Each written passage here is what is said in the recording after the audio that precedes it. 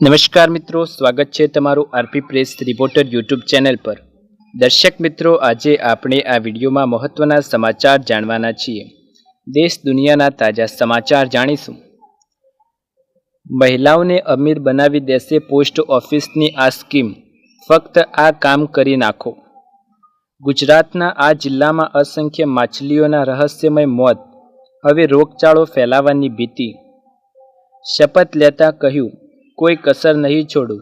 હવે આયુષ્માનમાં મળી શકે છે 10 લાખનું વીમા કવચ। નરેન્દ્ર મોદી સરકાર દ્વારા ફરી વધી ગયા સોના ચાંદીના ભાવ।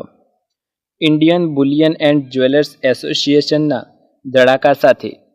ત્યારબાદના સમાચાર વિશે વાત કરીએ તો ગુજરાતના ખેડૂતો માટે સુખના દહાડા। સહકારી સંસ્થાઓ હવે ટેકાના ભાવે મકાઈ ખરીદશે, ઇથેનોલ બનશે। દર્શક મિત્રો, આ વિડીયોમાં આપણે મહત્વના સમાચાર જાણીશું।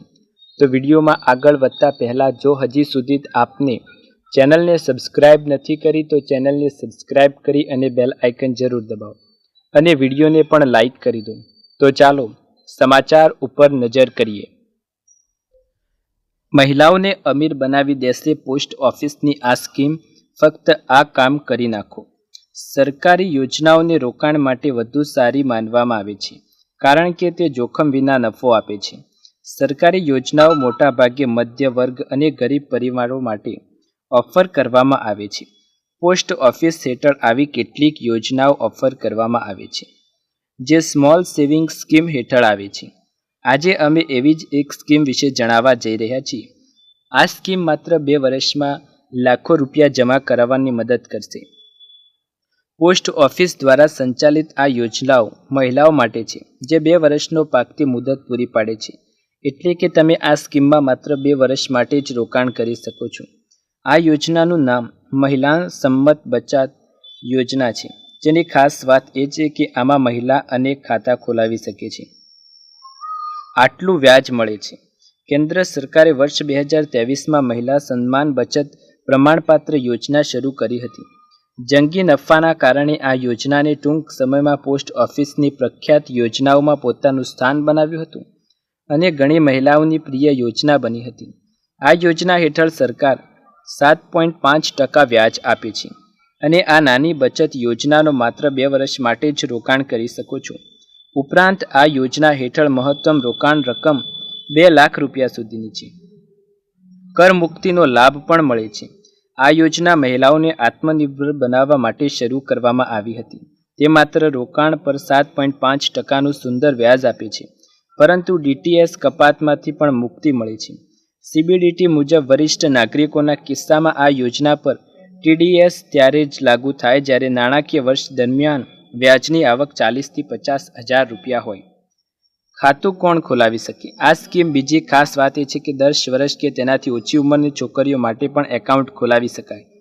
આ સિવાય ભારતમાં રહેતી કોઈ પણ મહિલા તેમાં રોકાણ કરી શકે છે।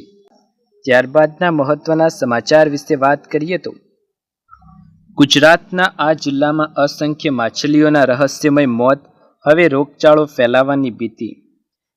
ગાસી ગામના તળાવમાં અસંખ્ય માછલીઓના શંકાસ્પદ મોત નીપજ્યા। તળાવના કિનારે અસંખ્ય મરેલી માછલીઓના ઢગલા જોવા મળ્યા। મરેલી માછલીઓની દુર્ગંધથી નજીકમાં રહેતા લોકો પરેશાન થઈ ગયા।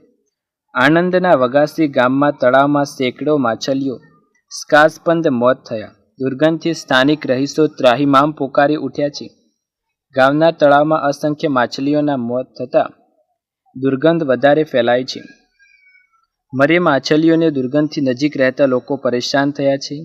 સ્થાનિક રહીશો દ્વારા આ અંગે ગ્રામ પંચાયતને જાણ કરવામાં આવી હતી અને અહીંથી કિનારેથી દુર્ગંધ મારતી માછલીઓને દૂર કરવામાં નહીં આવતા હવે ધીમે ધીમે માછલીઓ કોવાઈ રહી છે, જેના કારણે રોગચાળો ફેલાવાની પણ ભીતિ સેવાઈ રહી છે। ત્યારબાદના મહત્વના સમાચાર વિશે વાત કરીએ તો શપથ લેતા કહ્યું હતું, કોઈ કસર નહીં છોડું। હવે આયુષ્માનમાં મળી શકે છે 10 લાખનું વીમા કવચ। યોજનામાં ફેરફારની તૈયારીઓ કરવામાં આવી રહી છે। સરકાર બજેટ 2024માં તેના હેઠળ ઉપલબ્ધ સ્વાસ્થ્ય વીમા કવરને બમણું કરવા વિચારી રહી છે। પીએમ નરેન્દ્ર મોદીના નેતૃત્વમાં કેન્દ્રમાં એનડીએ સરકાર આ મહિને સંપૂર્ણ બજેટ યુનિયન બજેટ 2024 રજૂ કરવા જઈ રહી છે. આ વખતે દેશમાં ગઠબંધન સરકાર બની છે. તેથી લોકો એવી અપેક્ષા રાખી રહ્યા છે કે સરકાર આ બજેટમાં પ્રધાનમંત્રી જન આરોગ્ય યોજના PMJAY અને આયુષ્માન ભારત યોજનાને લઈ કેટલીક મોટી જાહેરાતો પણ કરી શકે છે. રિપોર્ટ અનુસાર કેન્દ્ર આયુષ્માન ભારત યોજના હેઠળ કવરેજ મર્યાદા 5 લાખ રૂપિયાથી વધારવાની વિચાર કરી રહી છે. સરકાર એનડીએ સરકાર આયુષ્માન ભારત પ્રધાનમંત્રી જન આરોગ્ય યોજનાના લાભાર્થીઓની સંખ્યા અને વીમા રકમ બંને વધારવા પર વિચાર કરી રહી છે. સૂત્રોને ટાંકીને એવું કહેવામાં આવ્યું છે કે યોજના હેઠળ લાભાર્થીઓ માટે કવરેજ મર્યાદા 5 લાખ રૂપિયાથી વધારીને 10 લાખ રૂપિયા પ્રતિ વર્ષ કરવાની તૈયારીઓ છે. અહેવાલ અનુસાર એનડીએ સરકાર આગામી 3 વર્ષમાં તેની મુખ્ય આયુષ્માન ભારત સ્વાસ્થ્ય વીમા યોજના હેઠળ લાભાર્થીઓની સંખ્યા બમણી કરવા વિચારી રહી છે. ત્યારબાદના મહત્વના સમાચાર વિશે વાત કરીએ તો સોના ચાંદીના ભાવમાં પણ થયો ફરીથી વધારો. સોના ચાંદીના ભાવમાં સતત ઉતાર ચઢાવ આવી રહ્યો છે. જે પ્રમાણે ભાવતાલ બદલાઈ રહ્યા છે તે પ્રમાણે કોને લાભ થશે અને કોને નુકસાન એ જાણવા જેવું છે. કારણ કે આજે ફરી એકવાર સોના ચાંદીના ભાવ વધી ગયા છે. જુલાઈના પ્રથમ સત્રમાં જૂનની મોંઘવારીથી ચાંદીમાં સુધારો થયો છે. બજેટ પહેલાં ચાંદીમાં વધુ કેટલોક ઉછાળો આવશે તેના પર ગ્રાહકોનું ધ્યાન છે. આ અઠવાડિયે સોનામાં 2 વાર ગ્રાહકોને ફટકો પડ્યો છે. ગુડ રિટર્ન અનુસાર જોકે વિશ્વની કેન્દ્રીય બેન્કોએ સોનાની ખરીદીમાં ઘટાડો કર્યો છે, જોકે ચાંદીમાં સતત 6 દિવસ સુધી જોરદાર ઉછાળો જોવા મળ્યો છે. તેથી જાણો હવે શું છે કિંમતી ધાતુઓના ભાવ. ચાંદીના છેલ્લા એક સપ્તાહમાં આવી ₹5,000નો ઉછાળો. સોનામાં પણ થયો છે વધારો. જાણો શું છે સોના ચાંદીના લેટેસ્ટ ભાવ. દેશમાં આ સપ્તાહે સોનાના ભાવમાં ₹800નો વધારો થયો છે. સોનાના ભાવમાં સતત વધઘટ જોવા મળી હતી. 2 જુલાઈએ 110, 4 જુલાઈએ 710. વચગાળાના ભાવમાં કોઈ ફેરફાર થયો નથી. ત્યારબાદ 6 જુલાઈએ સોનું 710 ઉછળ્યું હતું. જુલાઈની શરૂઆતમાં ચાંદીની ચમકમાં ફરી ઉછાળો આવ્યો છે, જેમાં એક જ ઝટકામાં ચાંદીની લગભગ ₹5,000ની સપાટી કૂદાવી ગઈ હતી. તેથી ચાંદીમાં ભાવ વધારાથી હવે ગ્રાહકોને આંચકો લાગ્યો હતો. તો સોનાના આ સપ્તાહમાં ઉતાર ચઢાવ જોવા મળ્યો છે. દેશના આ સપ્તે સોનાના ભાવમાં ₹800નો વધારો થયો છે. સોનાના ભાવ સતત વધઘટ જોવા મળી રહ્યા છે. જૂનમાં ઝાંખી પડી હતી ચાંદીની ચમક. જૂન મહિનામાં પણ ચાંદીએ પોતાની લય ગુમાવી ન હતી, પરંતુ જુલાઈમાં ચાંદીમાં જોરદાર ઉછાળો આવ્યો છે. 1 જુલાઈએ ચાંદીના ભાવમાં ₹200, 2 જુલાઈએ ₹800, 3 જુલાઈએ ₹500, 4 જુલાઈએ ₹1,500. સહકારિતા ક્ષેત્રે દેશના અર્થતંત્રનો સૌથી મજબૂત સ્તંભ બનાવી વર્ષ 2047 સુધીમાં વિકસિત ભારતનું નિર્માણ કરવા માટે આહ્વાન કરતા કેન્દ્રીય સહકારિતા મંત્રી શાહે કહ્યું હતું કે સહકારી ક્ષેત્ર એ કરોડો ભારતીયોના જીવન સાથે જોડાયેલ ક્ષેત્ર જે નાગરિકોના જીવનનો મોટો બદલાવ લાવી શકે છે.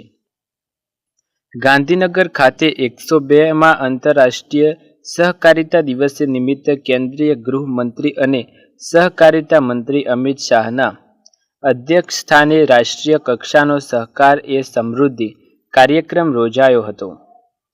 ગુજરાત સરકારના નિર્ણય બિરાદતા શાહે કહ્યું કે મુખ્યમંત્રી ભૂપેન્દ્ર પટેલના સબળ નેતૃત્વ હેઠળ ગુજરાત સરકાર ખેડૂતો નેનો યુરિયા અને નેનો ડીએપી ખરીદી પર 50%ની વિશેષ સહાય આપવા માટેનો મહત્વપૂર્ણ નિર્ણય કર્યો છે. પારંપરિક યુરિયાના સ્થાને નેનો યુરિયા અને નેનો ડીએપી પ્રવાહીનો ઉપયોગ કરવાની યુરિયાનો વપરાશ ઘટશે, જેથી પાક અને જમીનની ગુણવત્તા સાથે માનવ સ્વાસ્થ્યમાં પણ નોંધપાત્ર સુધારો આવશે. નેનો યુરિયાના ઉપયોગથી થતા વિવિધ ફાયદાઓ અંગે વિસ્તૃત વાત કરી તેમણે રાજ્યના દરેક ખેડૂતોને નેનો ઉપયોગ કરવા માટે યોજના પણ અપાઈ છે.